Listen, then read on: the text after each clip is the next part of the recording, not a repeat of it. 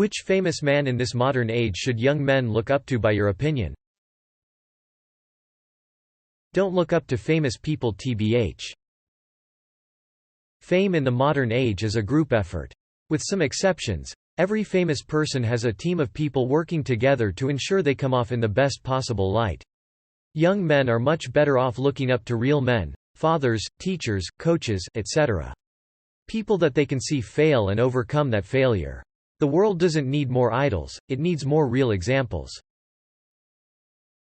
Wouldn't say famous, but the guy running the Dad How Do I YouTube channel is a role model for all. Look for a mentor that you know personally. Celebrities are mostly fake, and if they are real you will never talk to them in person. Mr. Rogers. Unlike most celebrities, he was the same person on-screen as off. Mr. Rogers wasn't a TV character, he was Fred Rogers gently teaching generations of children how to value themselves, how to manage their emotions in healthy ways, how to have compassion, how to appreciate music, and to have wonder and interest in the world around them. He lived by example, but he was merely human, not a saint. He was a pastor who lived by Christian values, but his teachings were non-religious, because being a decent human is within reach of all of us. He died when I was a teenager, and at the time I was cynical and made fun of him, but I enjoyed his show when I was a kid and I miss him now.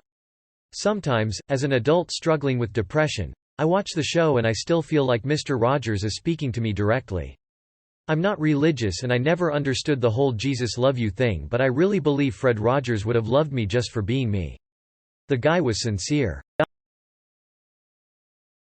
Mr. Rogers. People rarely give much thought to the inner strength it takes to practice kindness and compassion so persistently. Or by modern age did you mean still alive?